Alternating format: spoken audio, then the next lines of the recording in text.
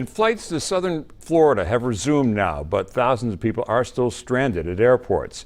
22 News anchor Kate Walsh spoke with passengers at Bradley International Airport this morning. We want to get down there to go see our family. As Hurricane Matthew ripped through Florida, its wrath could be felt hundreds of miles away in Connecticut. 7 flights to and from Florida airports were canceled at Bradley International Airport Friday morning. Miami Airport, a hub for American Airlines among others, shut down. Passengers wondered what kind of ripple effect that would have at other airports.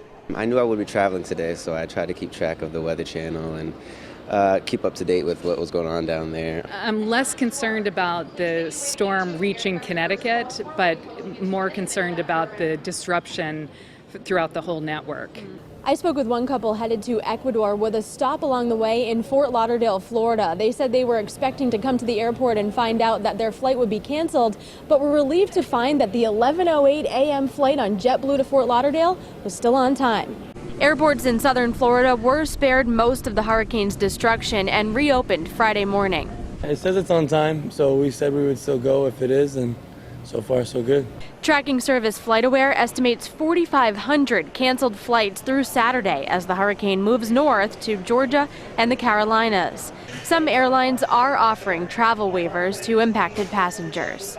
At Bradley International Airport in Windsor Locks, Connecticut, Kate Walsh, 22 News.